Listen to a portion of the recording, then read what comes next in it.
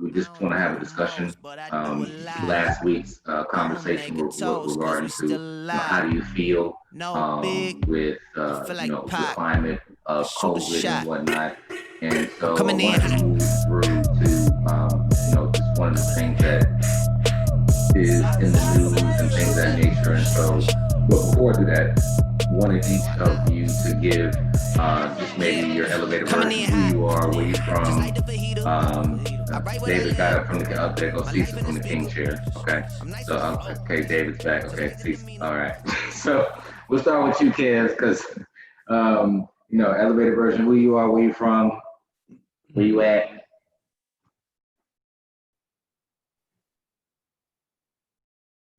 Kevin.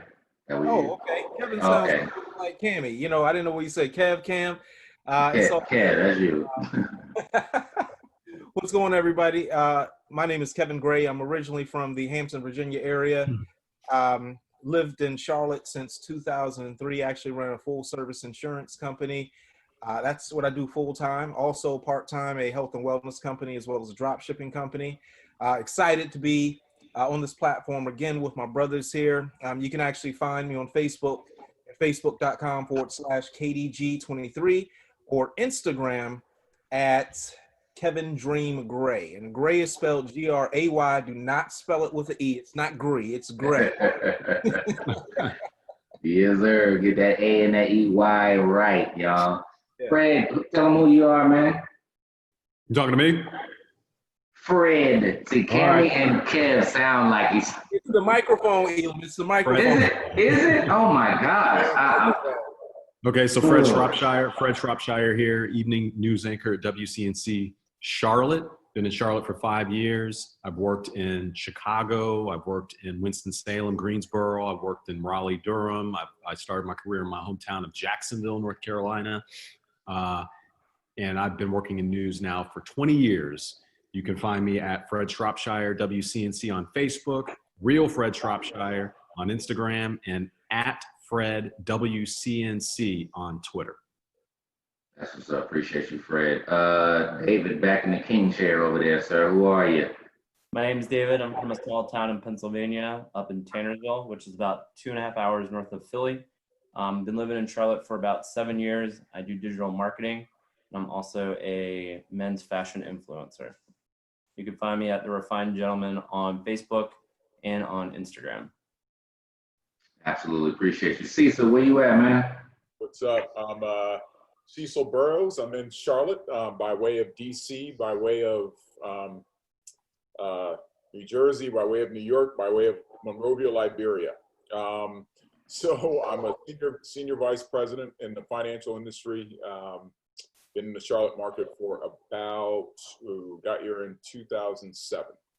And, Elam, I don't do dates, right? I got here in 2007. I'm not going to give you the number.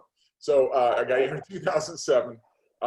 And you can find me. I also run a men's styling site called the Benedict Society. We do things for gentlemen in the area, supporting them on making impactful statements relative to their attire and decisions and process, etc.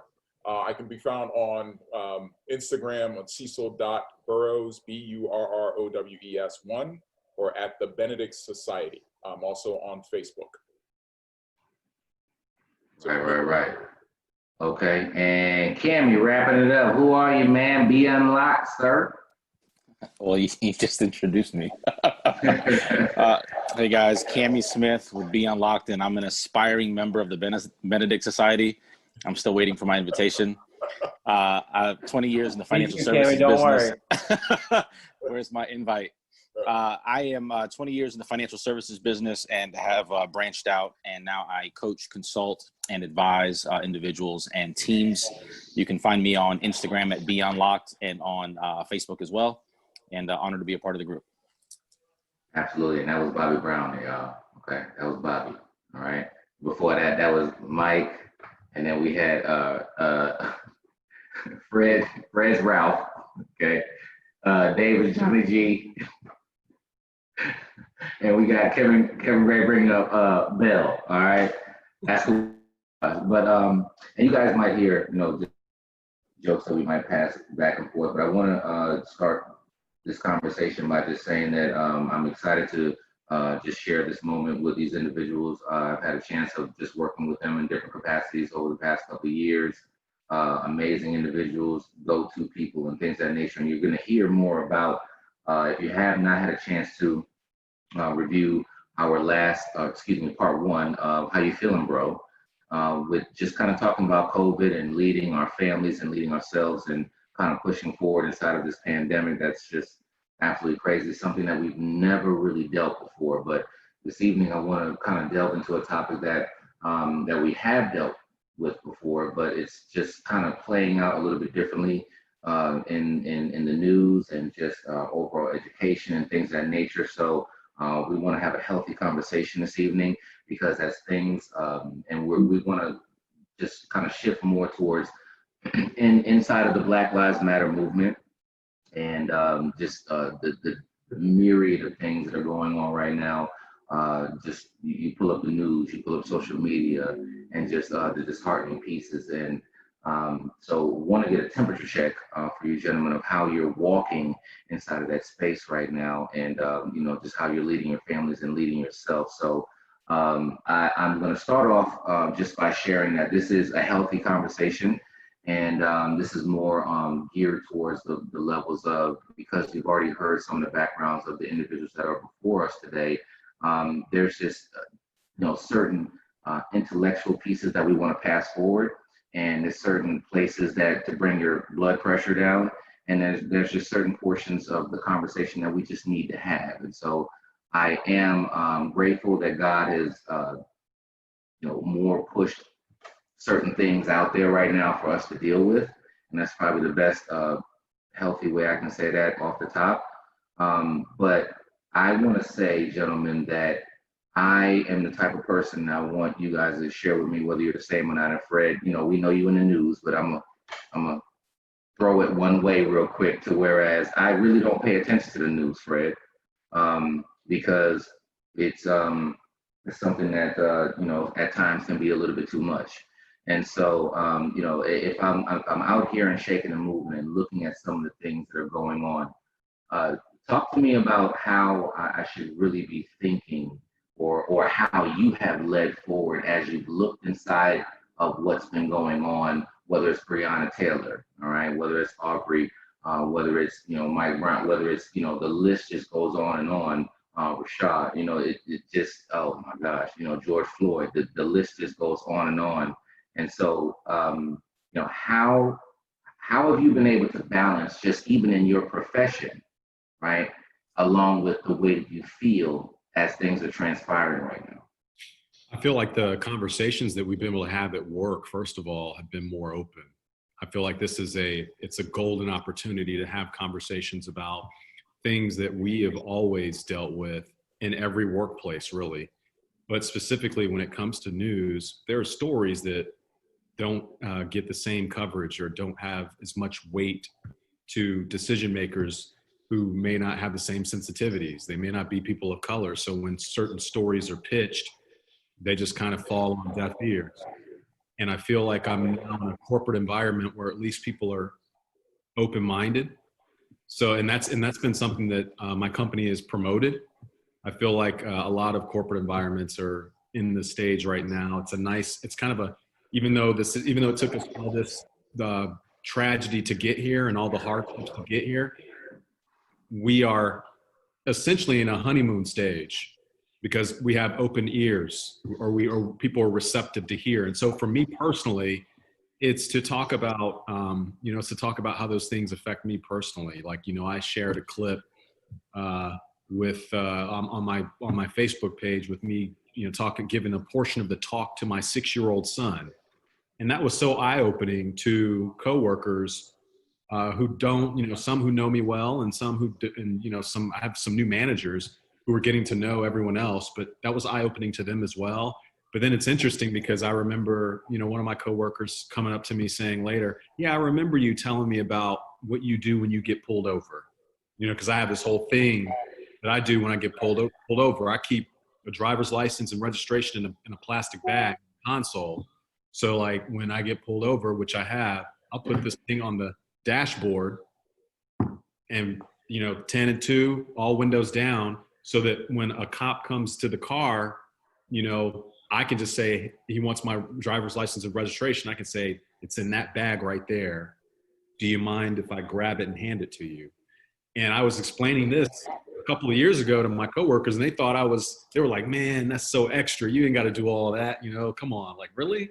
And so, you know what, to be honest with you, I wasn't doing that I was doing some of that a couple of years ago, but yeah. even with you explaining that to your child right now, like, how do you feel doing that? Yeah, it feels it's awful because children are so innocent, and I see the innocence in his eyes, and here's what it sounds like to my 6-year-old son. Okay, he'll go into the 1st grade this year, and so I started with him actually before he started school, telling him how important it was for him to follow directions. That's something that we teach our kids. I think everybody teaches their kids how important it is to follow directions, right? But I add this caveat to it. I say, listen, it's important for you to follow directions because your life can depend on it. And that's it. And I say it's important for you to listen to teachers Okay.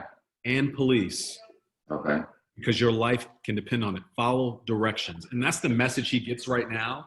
And as he gets a little bit older, I'll add more to that. But it's just the following directions when you get them from teachers and from police. Your life can depend on it. Okay. And, when I think about just people in the earlier stages of, just fatherhood, and Kevin, you just been out here. Hey, shout out to, your son first day of school yesterday, sir. Hey, you gotta take it off mute, sir. Absolutely, so we can hear you. Man. Okay, there you go. Can you hear me okay? Yeah, you're good. So, even just kind of piggybacking on what Fred said, as you're leading forward with communicating with your son. If I had to hit the pause button for a second, right, and I wanted to look at when you saw some of the videos that were going on, as a business owner, as a just as a man, how did you feel as a Black man, just kind of looking at these videos?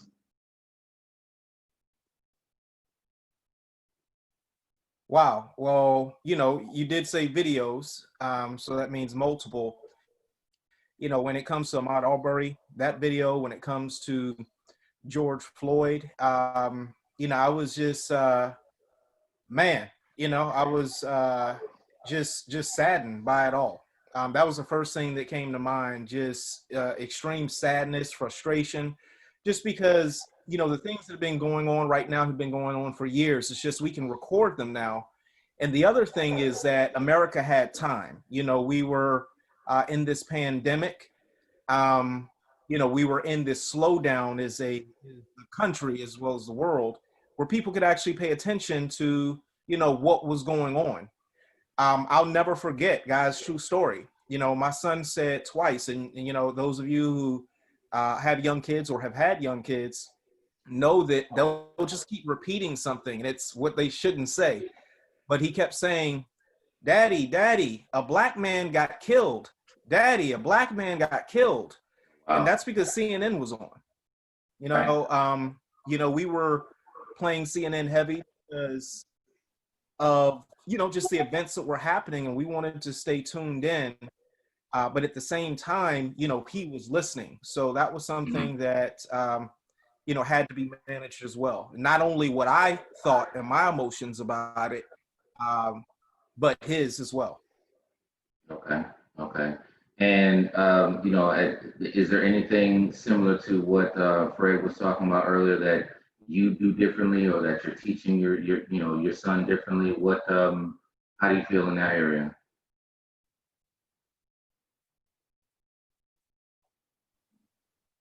Absolutely.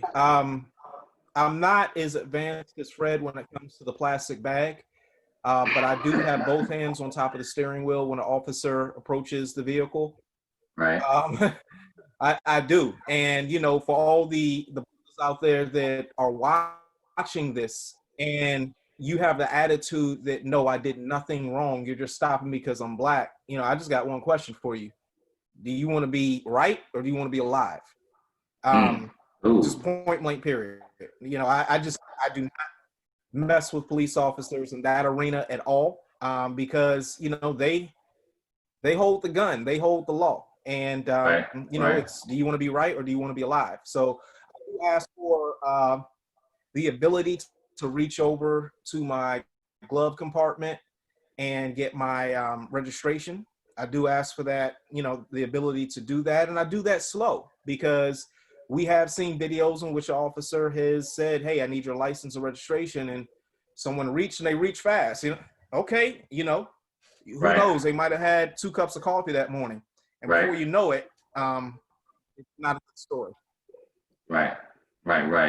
Cammy, just real quickly, because your son is how old? Joshi is 6.5, and do not forget the half. Okay. That's disrespectful, right? He will tell you if you forget it. Right. And how's your daughter? She's 9. She's 9. Okay. So, you know, when you were taking a look at some of the videos that were going on, you know, are you a news person? Do you watch the news every day, or? I stay plugged in. I don't watch the news on television, but I do it through social media. Okay. What would you say, if you had to give an honest moment, but what did it do to your spirit as you were viewing some of this information online? What did it do to my spirit? Okay, I wasn't expecting that question. Yeah. You know, I'm not here. You kind of threw me for a curve there. And really, I'm really just saying your emotions. You know, it's the energy, it's the spirit. You know what I'm saying? So you ain't got to go too deep. I'm not saying pull out the Bible or nothing. But hold on, let me put the Bible back. Hold on a second. So no, Elam, you know, I've done 17 Facebook Live conversations on this issue. And so I know that we gave our profiles earlier during our intros, but I will plug those conversations. So if you go to Facebook, you can search in the search box, hashtag conversations with Cammy. Conversations with hashtag conversations with Cammy. There's 17 1-hour Facebook Live conversations that I did on the subject of racial tension in America. And so if that speaks to the question, it was one of those moments that I felt incredibly convicted to address the issue. And I had some incredible guests that gave me different perspectives. But, you know, personally, as a Morehouse man, you know, I felt like it's just, you know, it was a part of, you know, my duty and obligation to address the issue. You know, so when you say the spirit of it, I think that, you know, that'd be my non-biblical answer, right? I've always felt like I was a combination of Billy Graham and Dr. King, right? You know, that's the energy I feel that, you know, kind of flows through my veins. And so anyway, when I saw the videos of Ahmaud Arbery, that one was incredibly painful because you watched it live, you know, you watched it as it was happening. You know, you saw him fall, he was standing up, he was fighting, and then you saw him on the ground. And so you watched that entire process. And I felt like I could be in that position easily. So it drew me in as a person that could, you know, potentially be in that predicament. And then, you know, while you're grieving over that one, I think in between was, I'm trying to remember the chronological order between that one and then Breonna Taylor, I think it was. Yeah. And then, of course, you know, whether it was the timeline of the event versus the timeline of us finding out about it. And I think it was, you know, Breonna Taylor. And then, you know, then you had the brief video with the Cooper in New York City. And then I think George Floyd right after that. And so by the time you're grieving over one, a second, a third, and then a fourth one happens. And you try to be open emotionally to grieve each one individually, but it's just challenging, man, because even now, I don't remember the last time I heard anybody talk about George Floyd's death.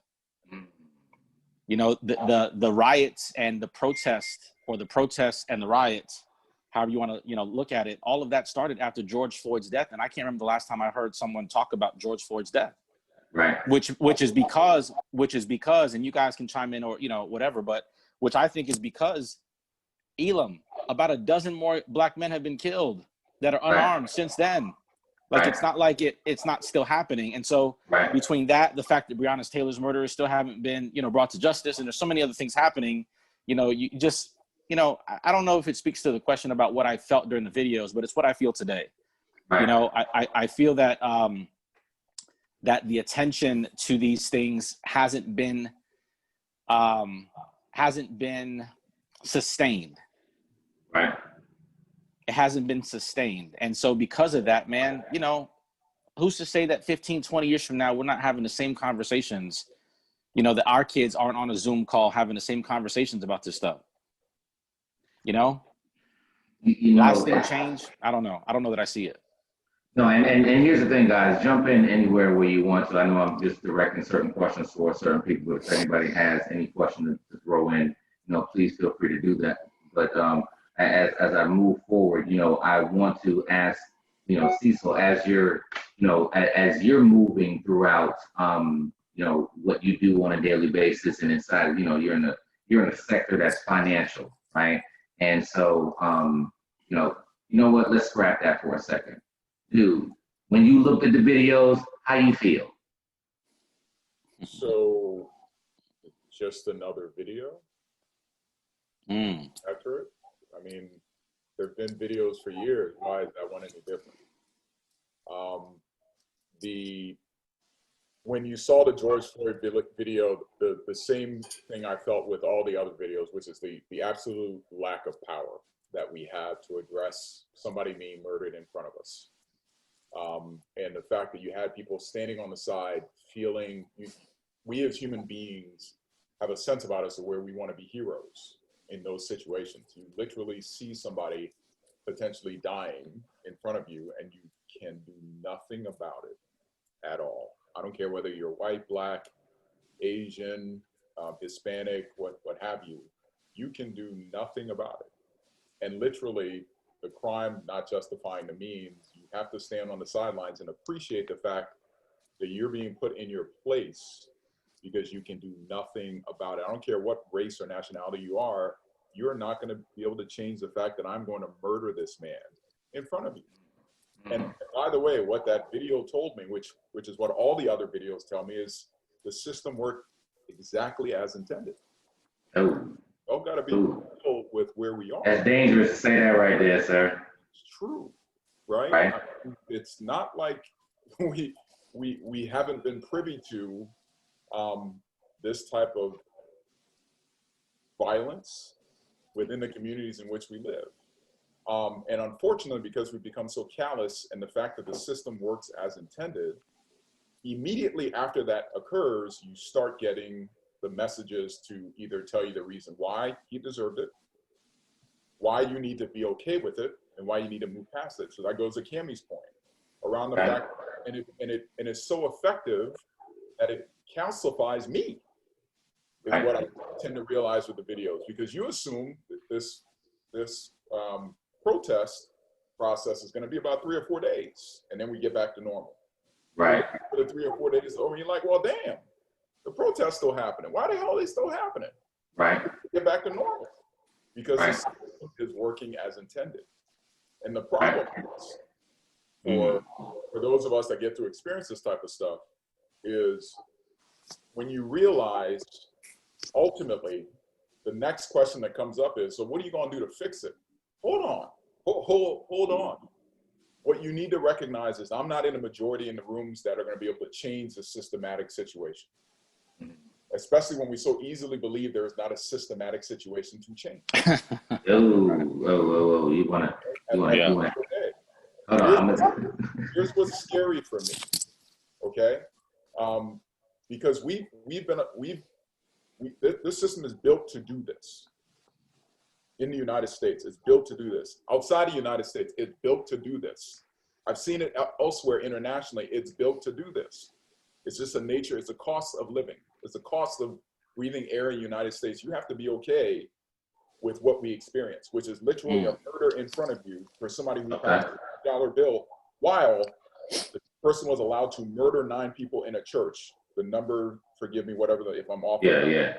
I think it was about 9, yeah. And gets a burger on the way to jail. But it's done in front of you to let you know who you are. It's the same thing that happens when the monuments got created. Every time you made advancements in Civil War, another monument got created. This stuff hasn't been around forever. the system is working as intended. My fear factor goes into how long before you think it hits you. Here's what I mean by that. How long will you let a system go unchecked, unvetted? And by the way, this is not something to where everybody in that particular system that has to oppress you feels that this is the right thing to do.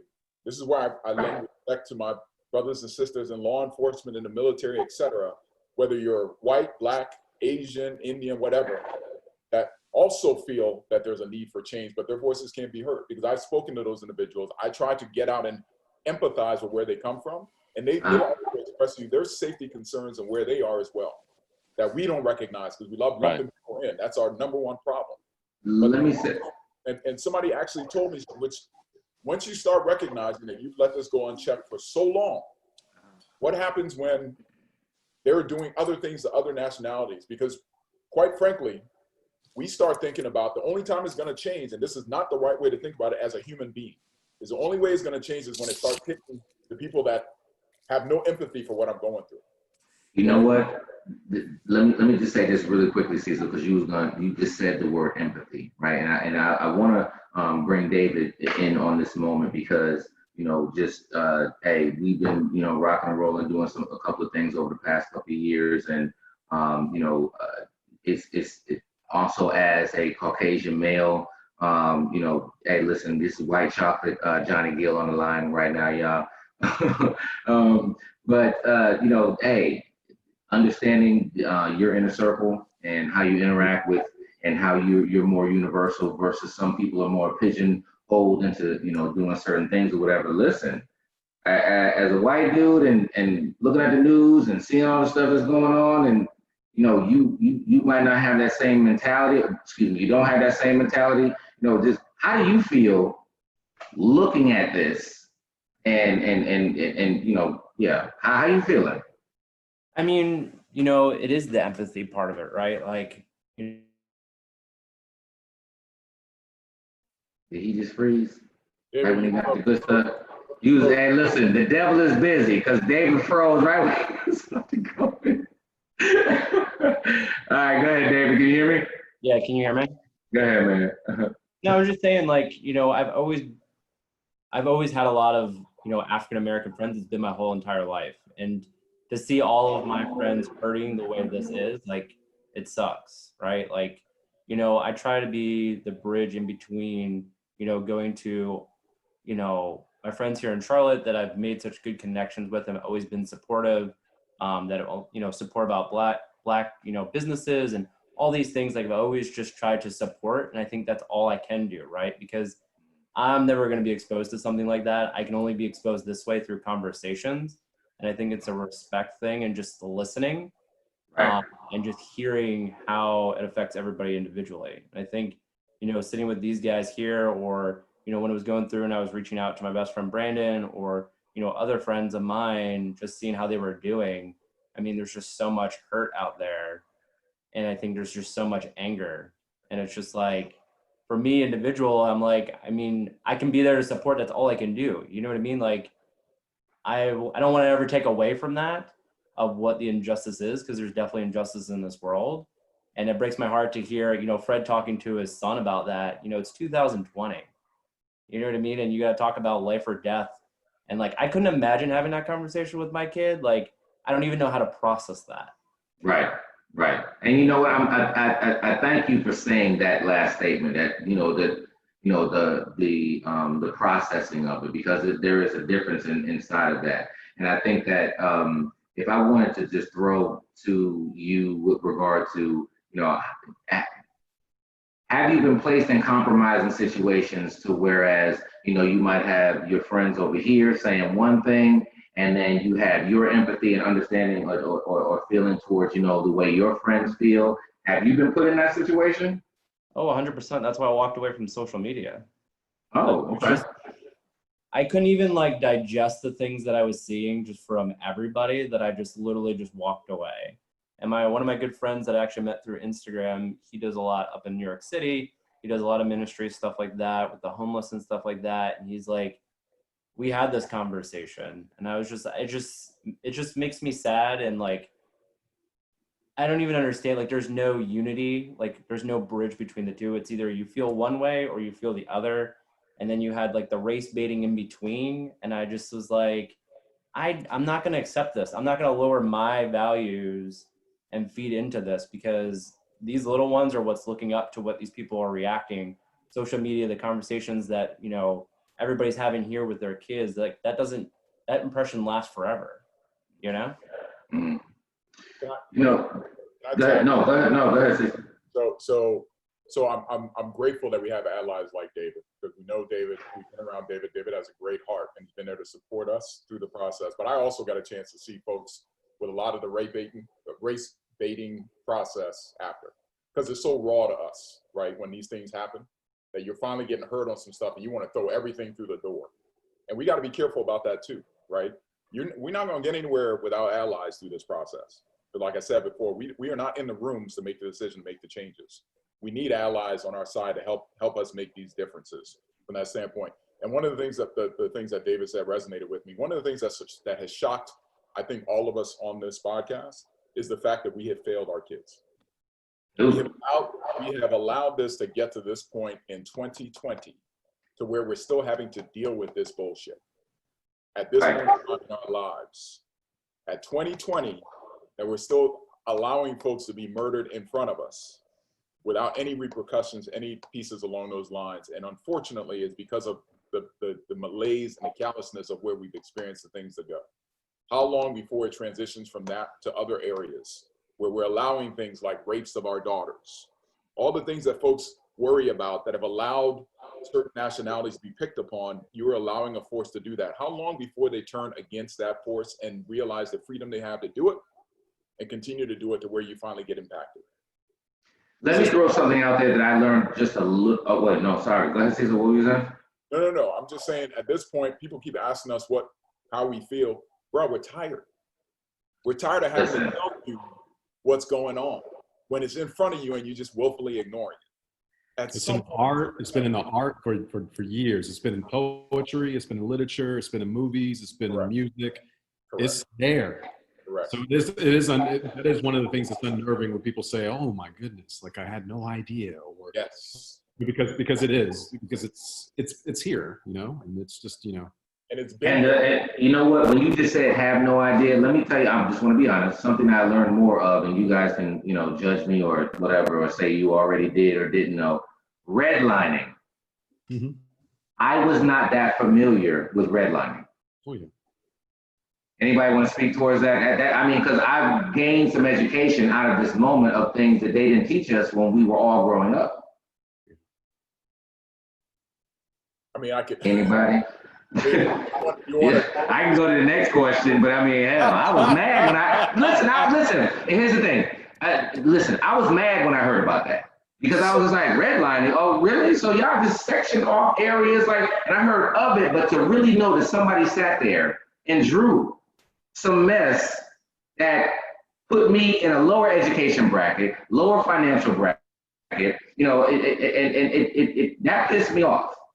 So it is a practice element from a overall United States perspective around, and this is where it gets catchy, right? Because if I tell you, like some folks like an Alan West, who is a predominant conservative, who has made a lot of cases as to why we need to be better, and it's more so leaning in a particular area, right? In a more streamlined, hardline conservative view.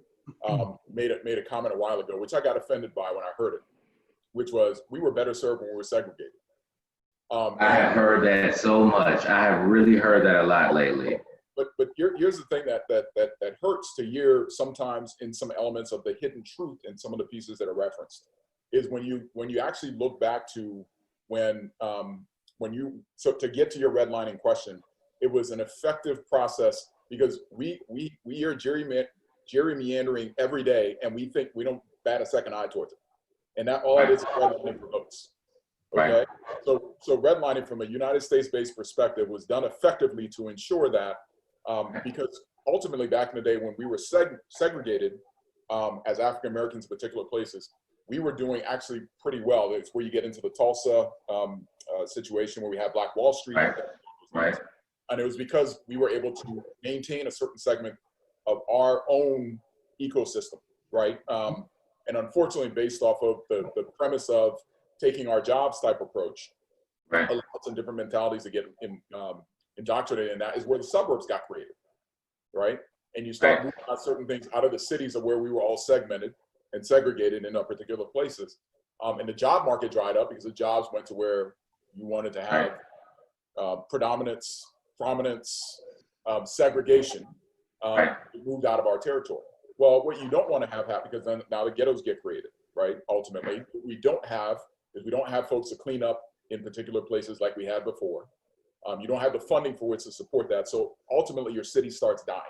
Yeah. And it's now seen as though overnight we turn from sharecroppers, cotton pickers, maintaining our own ecosphere. And when you build up a Wall Street type feel, overnight, when you remove all the tent poles that hold that stuff up, it starts turning into what some would call a shithole area, right?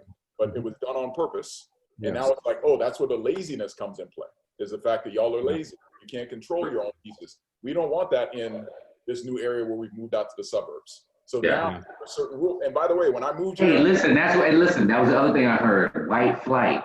Never heard that term. Now, I grew up in Jersey, right? So some of the things that people experience in the South, I never heard of white flight, which is basically we're moving into the subdivisions, and white folks were like, nah, we don't want them here, and they left those subdivisions.